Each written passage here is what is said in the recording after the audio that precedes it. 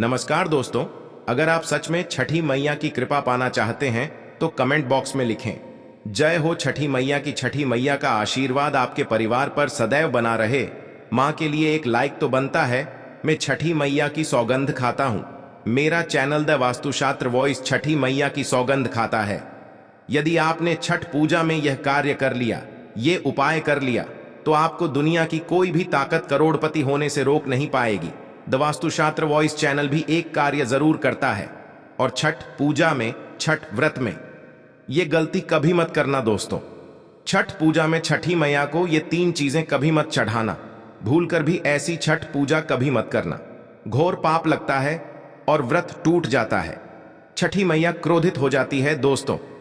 आगे बढ़ने से पहले हमारे चैनल को द वास्तुशास्त्र वॉइस इसको जरूर सब्सक्राइब करें और इस बेल आइकन को दबाना ना भूलें दोस्तों। हिंदी पंचांग के अनुसार छठ हर वर्ष कार्तिक मास के शुक्ल पक्ष की सृष्टि यानी छठी तिथि पर मनाया जाता है। ये हमेशा दीपावली के 6 दिन बाद पड़ता है, जो नहाए खाए की परंपरा से प्रारंभ होता है। ये व्रत करने वाले व्रतधारी 36 घंटे तक निर्जला व्रत रखते हैं, जिसके बाद छठी मैया की आराधना और सूर्य देव को अर्घ्य देने के बाद इस व्रत का समापन किया जाता है। दोस्तों, सबसे पहले हम ये जानते हैं कि ऐसी कौन सी महिलाएं हैं जिन्हें छठ पूजा नहीं करनी चाहिए। लगता है घोर पाप और व्रत टूट जाता है, छठ मैया क्रोधित हो जाती है दोस्तों। छठ पूजा का व्रत ऐसी महिलाएं गलती से भी ना रखें, अन्यथा आपकी संतान की मृत्यु हो सकती है, पति पर भारी संकट आ सकते हैं, उल्टा पाप के भागीदार बन सकते हैं।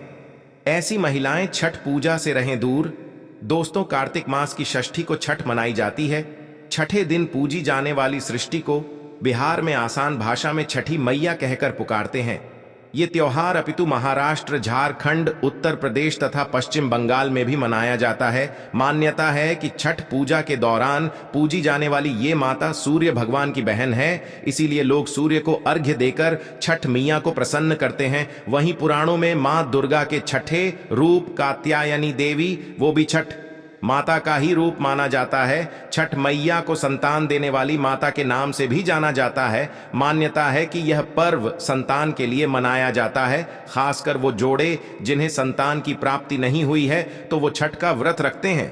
वहीं सभी अपने बच्चों की सुख शांति के लिए छठ मनाते हैं। लेकिन क्या आप जानते हैं, कुछ ऐसी महिलाएं भी हैं जिन्हें छठ पूजा का व्रत गलती से भी नहीं रखना चाहिए। ये सबसे बड़ा घोर पाप माना जाता है। महिलाएं ऐसी गलती कभी ना करे तो चलिए जानते हैं। देखिए, सबसे पहले अपनी राशि कमेंट बॉक्स में जरूर डाल दीजिएगा। यदि आपकी राशि के अनुसार हमारे पास कोई उपाय होगा तो वह आकर हम आपके कमेंट के रिप्लाई में बता देंगे। और हाँ, एक लाइक जरूर करें।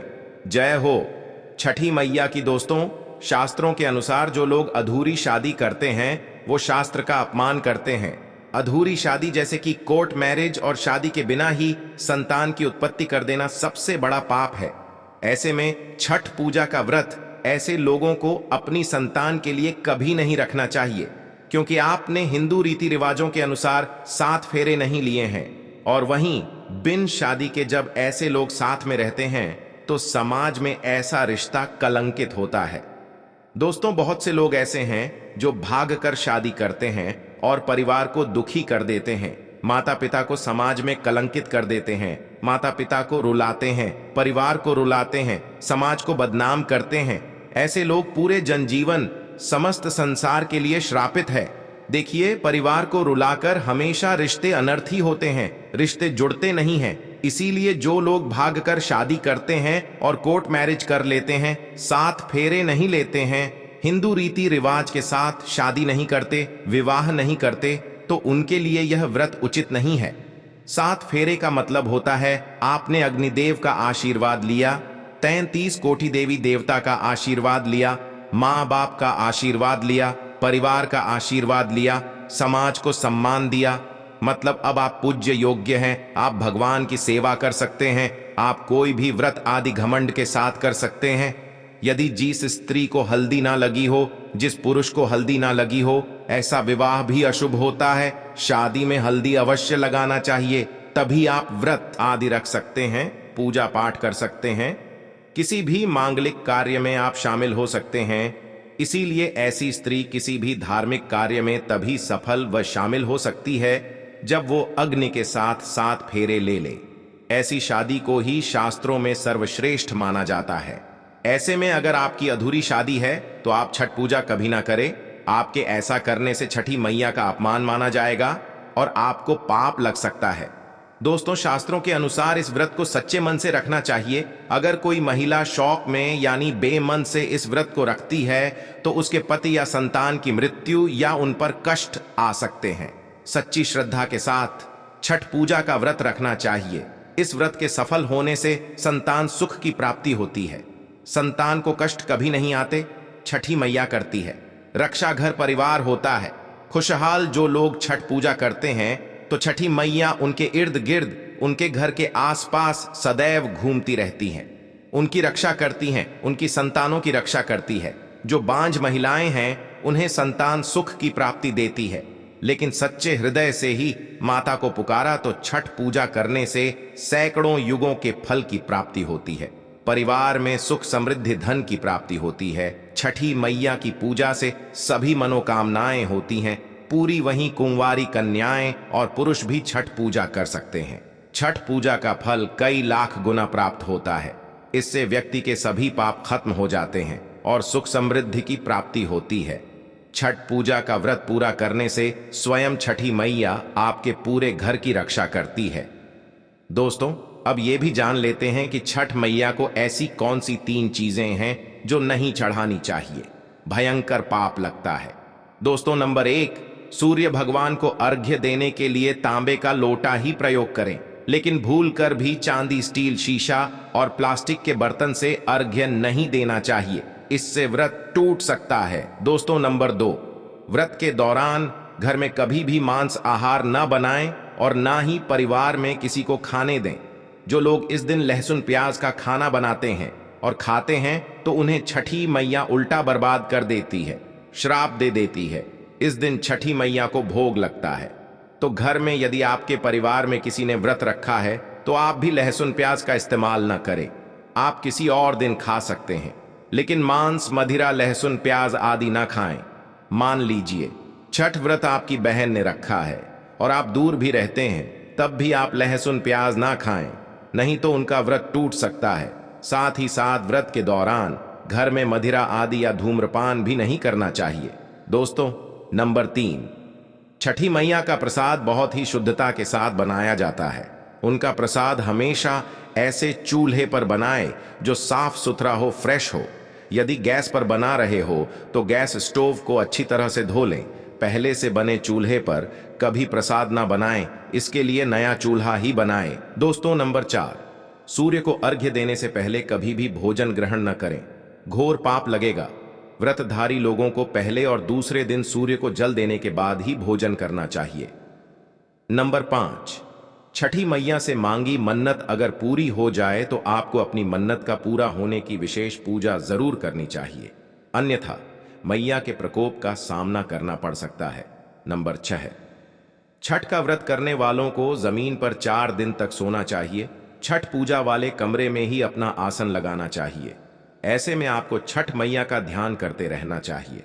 इससे मां आपके व्रत को संपूर्ण करती है और कोई भी विघ्न बाधा नहीं आती है। नंबर 7, जिस जगह पर प्रसाद बन रहा हो वहां साधारण भोजन भी नहीं बनाना चाहिए। साथ ही साथ उस स्थान पर खाना भी वर्जित है। दोस्तों, नंबर 8, प्रसाद बनाते हुए नमक का हाथ भी किसी पूजा की वस्तु या प्रसाद से नहीं छूना चाहिए। दोस्तों, नंबर 9, पूजा के दौरान अपनी वाणी को बुरी बातों से थोड़ा दूर रखें। जुबान पर गंदे विचार भी नहीं लाना चाहिए। छठी मैया का आशीर्वाद पाने के लिए मन में गंदे विचार नहीं लाने चाहिए। नंबर 10, घर में पूजा के दौरान झूठे बर्तन और गंदे कपड़ों का ढेर बिल्कुल नहीं होना चाहिए। इससे छठी मैया क्रोधित हो जाती है और व्रत टूट जाता है। छठी मैया को साफ सफाई बहुत पसंद है। व्रत के दौरान अपने घर को साफ सुथरा रखें और गंगा जल से छिड़काव अवश्य कर लें। इससे पूरा घर पवित्र हो जाता है और छठी मैया का आशीर्वाद प्राप्त हो जाता है। दोस्तों, आज हम आपको छठी मैया की कृपा पाने के लिए एक ऐसा उपाय बताएंगे जिससे आप सबसे जल्दी करोड़पति हो जाएंगे। मैं छठी मैया की सौगंध खाता हूं अगर आपने यह उपाय कर लिया तो आपको दुनिया की कोई भी महाशक्ति, कोई भी व्यक्ति करोड़पति होने से, धनी होने से, धन ऐश्वर्य प्रगति, सौभाग्यशाली उत्तम जीवन साथी, धन संपदा, सकारात्मक ऊर्जा प्राप्त करने से कोई नहीं रोक पाएगा। यह उपाय आप कॉपी पेन पर लिख कर रख लें, आपके बहुत काम आएगा। जो हम अगला उपाय बताने वाले हैं, उस उपाय को ध्यान से सुनना, आपकी कायाकल्प हो जाएगी। ये उपाय छठ पूजा वाले दिन ही करना है। आइए जानते हैं यह उपाय। आपको यदि कोई और ये उपाय बताए तो समझो वो फ्रॉड है। देखिए, एक नमक का पैकेट ढेली वाला ले सकते हैं और एक पानी की बोतल और 51 रुपये की दक्षिणा तथा 100 ग्राम की सरसों के तेल की बोतल और 50 ग्राम सूखी लाल मिर्च में 500 ग्राम चावल और 500 ग्राम उड़द की काली दाल और 5 रुपए के बताशे, ये सभी 8 सामग्री एकत्रित कर लें। किसी कपड़े में बांध लें या थैली में ले लें। सभी सामग्री को मिक्स मत करना, अलग अलग पैकेट में एक ही थैली में डाल लें। अब ये सामग्री किसी गरीब व्यक्ति को दान में दे देना। मैं छठी मैया की सौगंध खाता हूं। यदि आप करोड़पति ना हो जाओ तो मुझे बताना, आप हमारे चैनल को अनसब्सक्राइब कर देना, आपका भाग्य बदल जाएगा। यदि आप व्यापारी हैं तो आपका व्यापार 100 गुना बढ़कर चलेगा। यदि आप स्टूडेंट हैं तो आपका मन पढ़ाई में खूब लगेगा, सरकारी जॉब लगेगी, संतान की प्राप्ति होगी, विवाह में हो रही देरी तो वह भी पूरी हो जाती है। यदि बीमार व्यक्ति आपके घर में कोई हो और खाट पर पड़ा है तो यह दान करें, वह तुरंत ठीक हो जाएगा, बहुत फर्क पड़ेगा। दोस्तों, ये उपाय हम भी जरूर करते हैं और हम अवश्य करेंगे।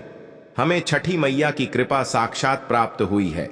यह उपाय सैकड़ों साल से हमारे बुजुर्ग करते चले आ रहे हैं और यह उपाय मैं अवश्य करता हूं। आप यह कार्य पूर्णिमा, अमावस्या पर भी कर सकते हैं। दोस्तों, आप में से कौन कौन छठी मैया का आशीर्वाद पाना चाहता है तो सच्चे दिल से कमेंट बॉक्स में लिखें, जय हो छठी मैया की, छठ मैया की। तो दोस्तों, इस वीडियो में बस इतना ही। मिलते हैं अगली वीडियो में, तब तक के लिए जय छठी मैया जी के लिए एक लाइक तो बनता है। धन्यवाद दोस्तों, धन्यवाद।